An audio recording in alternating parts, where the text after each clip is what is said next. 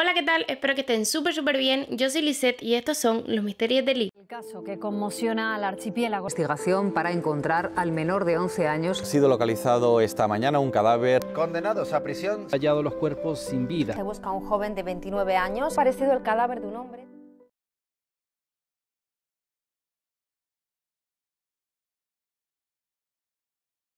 El día de hoy vamos a hablar sobre el caso de Jessica Dishon. Jessica Dishon nace el 2 de mayo del año 1992 en Kentucky, Estados Unidos. Era una ciudad bastante tranquila y ella era la mayor de los 3 hijos que tenía el matrimonio. Ella siempre estuvo presente en la crianza de sus hermanos, como les decía, ella era la mayor y sus padres siempre contaban con la ayuda de ella. Con 15 años empezó a trabajar en un restaurante con intención de ahorrar y poder comprarse un coche y varios años más tarde pues lo logró. Ella logró comprarse el coche de sus sueños. Aunque como les digo trabajaba, pues igual ella seguía estudiando y era súper buena estudiante, tenía muy buenas notas y nunca faltaba a clase. Con esto llegamos hasta el año 1999, Jessica tenía 17 años y estaba pues en una etapa de su vida súper feliz, estaba estudiando, le iba muy bien en el curso, estaba empezando ya el último curso de la secundaria, tenía muy claras sus metas, había empezado una nueva relación con un chico, es decir, ella estaba súper feliz para este momento. Y con esto llegamos al 10 de septiembre del año 1999. Ese día era un viernes y Jessica, esto hay que tenerlo en cuenta, siempre era la última en despertarse. ¿Por qué? Porque ella iba sola al instituto.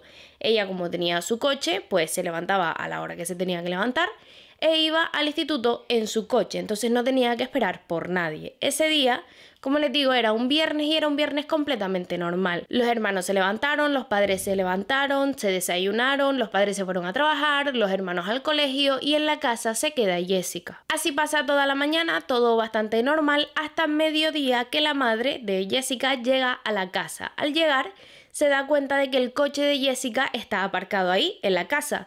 Entonces ella lo ve y dice, esto es un poco raro, porque a esta hora Jessica tendría que estar en el instituto. Ella lo primero que pensó es que a lo mejor se encontraba mal o le había pasado cualquier cosa, y pues por algo se había quedado. Como les digo, ella estaba pensando en que tal vez pues Jessica se encontraba mal y ya está. Entonces entra en la casa, va hasta la habitación y se da cuenta de que Jessica no está. Empieza a buscarla por todo el resto de la casa y tampoco no la encuentra. Ya ahí empieza a ponerse algo más nerviosa porque dice, esto es muy raro, su coche está aquí, por lo que se supone que ella no ha salido y tampoco está en la casa. Entonces era algo bastante extraño. Llama a su marido y le dice, oye, Jessica no está en casa, su coche está aquí, tú la llevaste al instituto. Y él le dice que no, que él se fue a trabajar y que él no la llevó al instituto, que Jessica se había quedado durmiendo. En ese momento ella se da cuenta de que algo malo tenía que estar pasando, que esto no era normal y decide acercarse al coche de Jessica. Al llegar se da cuenta de que la puerta del piloto estaba abierta y en el asiento estaba el móvil de Jessica. El móvil todavía tenía la pantalla encendida y se podía ver que Jessica había tratado de marcar el 911, pero solo llegó a marcar el 91. Es decir, ni lo terminó de marcar y ni siquiera pudo llamar. Debajo del asiento había un zapato de Jessica, las llaves y en la parte de atrás del coche estaba su mochila con todas las cosas del instituto, los libros, las libretas, todo, y también el uniforme del trabajo. En ese momento ya la madre estaba súper convencida de que algo raro tenía que estar pasando, que no era para nada bueno, y decide llamar al instituto. Y efectivamente, en el instituto le dicen que Jessica no fue a clase. La familia decide como esperar el resto del día a ver si Jessica a lo mejor va al trabajo o no sé, cualquier cosa. Deciden esperar todo el día y por la noche reciben una llamada de una compañera de trabajo de Jessica en la casa de la familia en la que le preguntan que qué le pasa a Jessica porque no fue a trabajar. Ya ahí entendieron que efectivamente algo malo había pasado y deciden poner la denuncia por desaparición. A pesar de que todo indicaba que algo malo tenía que haber pasado, el sheriff, cuando ellos pusieron la denuncia por desaparición, no abrió una investigación. ¿Por qué? Pues porque él decía que era una muchacha de 17 años que probablemente se había cansado, se había escapado y que bueno, que nada malo habría pasado, que simplemente ya volverá. Aún así, los padres trataron de convencerlo y de decirle que no, que su hija no se iría nunca de esa manera, que estaban todas sus pertenencias en el coche, incluso las llaves, que encima era su coche soñado, que se lo había comprado después de un montón de años trabajando y ahorrando, o sea, era algo inviable. Pero aún así el sheriff dijo que no, que probablemente ya ella se había escapado y que ya regresaría y ya está. Y no abrió una investigación. Obviamente los padres no se iban a quedar quietos, ellos empezaron la investigación por ellos mismos, llamaron a familiares, amigos, empezaron una búsqueda por todas las zonas, preguntándole a la gente, a los vecinos, pero nada. Nadie había escuchado nada, nadie había visto nada, nadie la había visto a ella. Parecía como si la tierra se lo hubiera tragado. Obviamente los padres estaban súper desesperados porque se veían solos frente a esta situación, una hija desaparecida, la policía no estaba haciendo nada, ellos la buscaron por un montón de lugares, por toda la ciudad, hicieron de todo, pero nada, nadie sabía absolutamente nada y como les digo, estaban completamente desesperados, no sabían qué hacer. A la mañana siguiente los padres otra vez fueron a la comisaría y le dijeron por favor investiga, esto no es normal, algo malo ha tenido que pasar, se llevaron a mi hija o le hicieron algo y bueno, el sheriff pues mandó a 2 policías a que revisaran el coche de Jessica. Ellos fueron, pero lo hicieron sin ningún cuidado, no se pusieron guantes, tocaron de todo, o sea, si había alguna prueba pues ya la estaban contaminando porque como les digo no se pusieron guantes, movieron un montón de cosas. Era como que lo estaban haciendo para que los padres se quedaran callados y ya está. Aún así, fueron, hicieron esto, contaminaron todas las pruebas y no abrieron una investigación, lo dejaron así, todo tal cual. Tras esto, tras la policía haber contaminado toda la escena, que dejaran de investigar otra vez, que prácticamente no se había abierto una investigación, ya ellos se ven acorralados y deciden ir a la prensa y contar pues todo lo que estaba pasando, todo lo que le había dicho el sheriff, que no están investigando, que algo malo le ha tenido que pasar a su hija y así es como un montón de personas se unen a la búsqueda. Las búsquedas eran súper intensas, duraban muchísimas horas en lugares súper complicados, donde había muchísima vegetación, o sea, estaba haciendo una investigación súper complicada que a todo esto la policía no estaba colaborando en esta investigación. Era solamente las personas que se habían unido a los familiares, amigos y los padres de Jessica. Como les digo, las búsquedas eran súper largas, súper costosas, pero nada, no había absolutamente nada de Jessica. A la mañana siguiente, ya hacía 2 días de la desaparición de Jessica, uno de sus hermanos pequeños estaba jugando en el jardín cuando entra corriendo a la casa y le dice a los padres que acababa de escuchar un grito de una mujer que él asegura que era su hermana, que era Jessica y que estaba pidiendo ayuda. Ellos salieron corriendo en la búsqueda y poco después vieron que de una casa vecina salía una gran columna de humo. En esta casa vivía un hombre de unos 40 años llamado David Braggs y ellos como que se acercan y desde lejos como que les parece ver que lo que esta persona está quemando es ropa. El padre se acerca a este hombre viendo que está quemando esa ropa y le dice pues que si puede entrar a su casa y revisar su casa porque pues lo que estaba pasando, la hija había desaparecido y acababan de escuchar un grito muy cerca y además pues él estaba quemando ropa. A lo que el tío pues le dijo que no, que no, que eso era imposible, que no, y se puso de súper malas maneras, pero total, que no lo dejó entrar en la casa. Antes de la desaparición ellos tenían una buena relación como vecinos, se llevaban muy bien, hablaban, bueno, una relación normal y buena de vecinos, pero de repente este hombre cambió con la familia, ya no les hablaba, pasaba por delante de la casa súper despacio y mirando hacia ellos, incluso pasaba sonriendo, o sea, una cosa bastante rara, según dice la familia, que rozaba ya lo perturbador. También en la casa empezaron a recibir llamadas extrañas, ellos contestaban el teléfono cada vez que sonaba y preguntaban, hola, ¿quién es? ¿Qué necesita? Cualquier cosa, ¿no?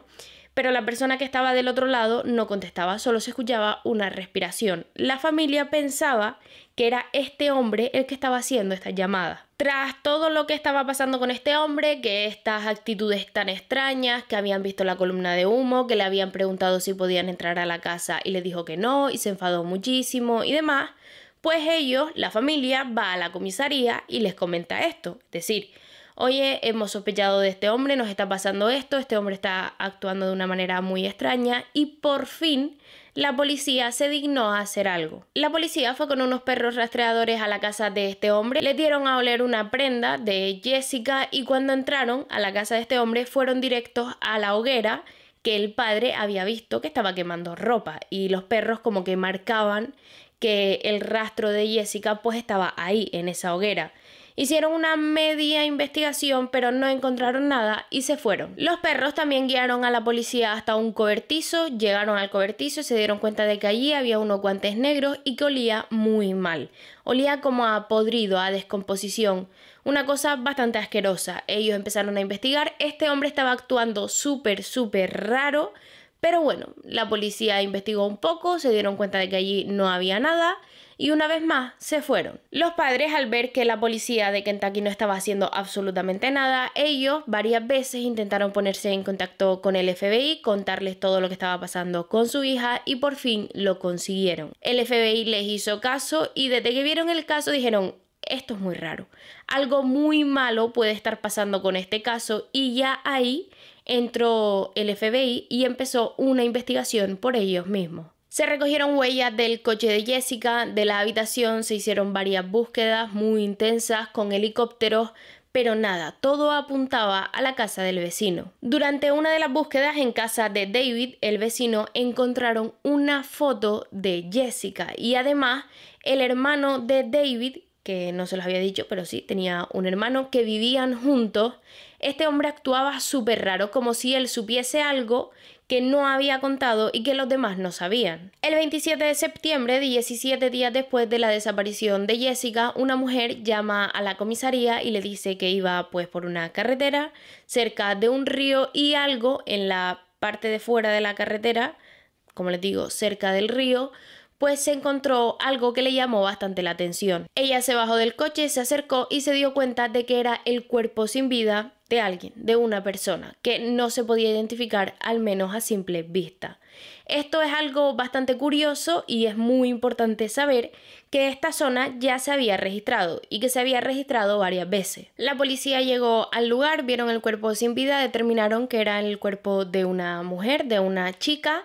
Se dieron cuenta de que le faltaban ciertas partes del cuerpo, por ejemplo, no tenían los dedos, es decir, se los habrían pues cortado o arrancado, y las piernas las tenía atadas por una cuerda. Ella estaba semidesnuda y en avanzado estado de descomposición. Tras hacer el reconocimiento del cuerpo y varias pruebas, pues se llegó a la conclusión de que efectivamente este era el cuerpo de Jessica Dishon. La autopsia reveló que había muerto por asfixia, tenía muchísimos golpes en todo el cuerpo, los dedos se los habían quitado tras su muerte y también se llegó a la conclusión de que ella no había muerto el mismo día de la desaparición, más o menos lo había hecho 3 días después, lo que deja ver que si para el momento en el que los padres pusieron la denuncia por desaparición, el sheriff hubiese empezado la investigación, tal vez la podían haber encontrado y no acabar así. Tras encontrar el cuerpo, volvieron a interrogar a David, el vecino, y la primera interrogación con esta segunda no tenían nada que ver. En la primera dijo que la había visto esa mañana,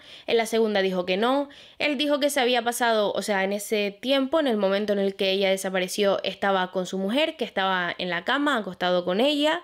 Ella lo contradijo, dijo que no era así. Y llegados a este punto, la policía le hace una pregunta súper clave, que parece muy tonta, pero realmente no lo es. La policía le preguntó: ¿y si encontramos huellas tuyas en el cuerpo? Y él, así de manera casi que automática, le dice: entonces ahí tendré que confesar todo. Tras esto le hicieron la prueba del polígrafo, que salió negativa, es decir, que mentía, y ya todo esto en conjunto pues pudieron detenerlo, pudieron llevarlo a juicio, aunque realmente no tenían una prueba contundente en contra de él. La investigación siguió mientras duraba pues el proceso del juicio. Saben que desde que se detiene hasta que es el juicio pues hay un tiempo. En ese tiempo la investigación siguió porque la policía sabía que si no encontraban algo contundente en contra de él, pues lo tendrían que dejar en libertad y no sería juzgado por el caso.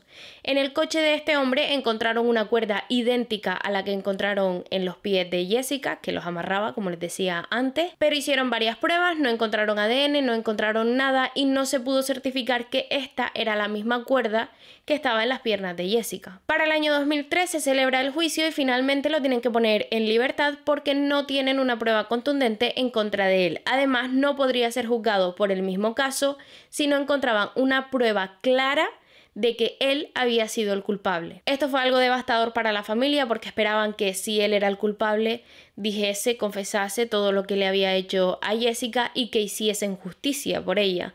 Pero como les digo, esto no fue así. Con el paso del tiempo no encontraban pruebas nuevas y el caso fue archivado. Empezaron a pasar los años y el caso se fue olvidando. Para el año 2012, una nueva detective entra a trabajar en la comisaría y la ponen a cargo de los casos que no están resueltos. Empieza a investigar y da con el caso de Jessica, que para ese momento era uno de los casos más graves de toda la región. Esta mujer empieza a investigar el caso y se da cuenta de que aquí faltaban documentos, que habían archivos de las pruebas que no estaban, faltaban un montón de cosas, lo que dejaba ver que en su momento, pues este caso fue tratado con un desinterés increíble. O sea, no pusieron ni el más mínimo interés de saber qué había pasado realmente con Jessica. Ella, lejos de desmotivarse y de decir, pues mira, faltan muchas cosas, vamos a pasar de este caso al revés. Ella dijo que este caso era súper importante, que era bastante grave y que había que resolverlo. Habían pasado ya 13 años de la desaparición, ella se puso en contacto con la familia y la familia le entregó una caja con distintos objetos de Jessica que estaban en la habitación de Jessica y también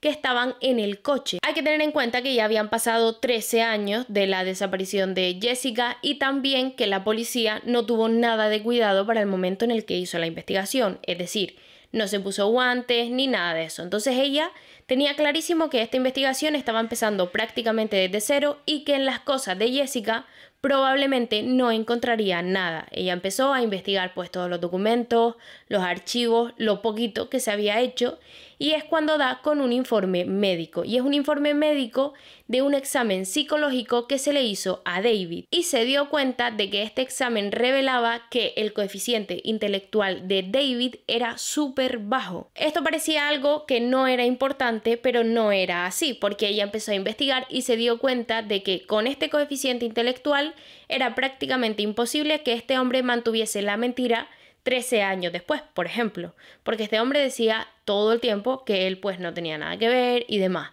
Entonces ella estaba clarísima de que probablemente David no era el culpable, por esto mismo, porque no podría mantener la mentira. Para septiembre del año 2014, 15 años después de la desaparición de Jessica, un preso en Kentucky dice saber quién fue el culpable de la muerte de la chica. Él dice que durante un tiempo compartió celda con un preso. Este preso dice que cogió muchísima confianza con este otro preso al punto de que se contaban cosas muy íntimas que no se le cuentan a prácticamente nadie y también llegaron a confesarse, pues como les decía, distintos secretos y entre tantos secretos este preso le contó al otro que él había sido el responsable de la muerte de Jessica Dixon. Pues bien, este hombre, este preso que decía ser el responsable, era Stanley Dixon, es decir, el tío de Jessica, hermano de su padre. Este preso dice que el otro preso le había contado que durante varios años estuvo viviendo en casa del padre de Jessica, es decir, vivía con Jessica,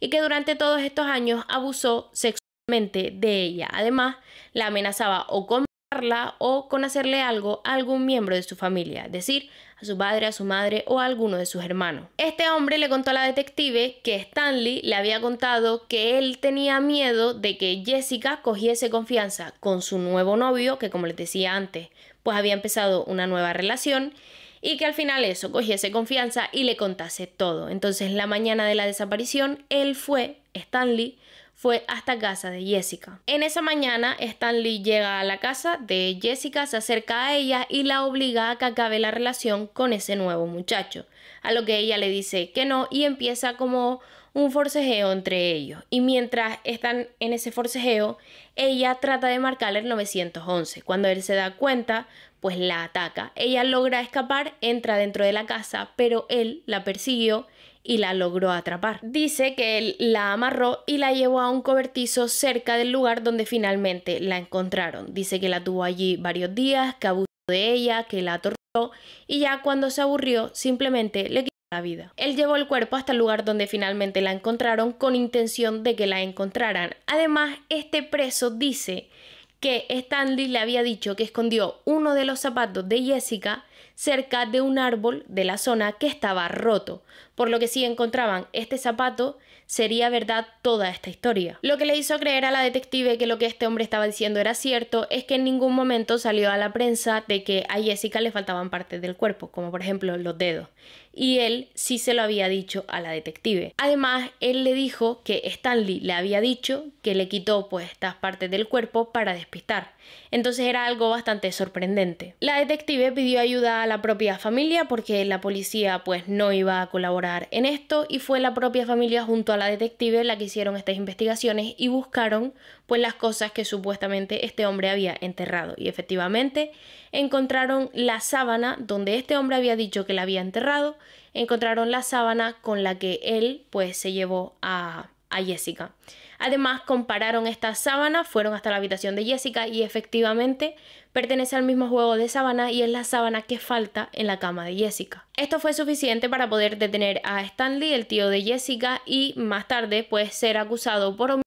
Stanley había cumplido condena por agredir a otra joven perteneciente a la familia y además tenía varias denuncias de mujeres que cuando eran niñas habían sido abusadas por este hombre. ¿Qué hacía él pues para estar cerca de estas niñas? Pues él se acercaba a esos familiares, ya fueran un poco más lejanos o muy cercanos, porque ya se pueden dar cuenta, a su propia sobrina, la hija de su hermano, pero bueno, se acercaba y les decía que estaba pasando una mala racha, que no tenía dónde vivir, que no tenía dinero. La familia, como familia, pues le daba alojamiento y él, cuando estaba solo con las niñas, pues abusaba de ellas. Revisando todos los documentos, la detective se encontró con una carta que había sido recibida el 26 de junio del año 2002. Esta carta era de un informante anónimo que decía lo mismo que el preso dijo en el año 2014, es decir, que el culpable era Stanley. En esta carta se detallaba todo, cómo lo hizo, cuándo lo hizo, dónde encontraron el cuerpo finalmente,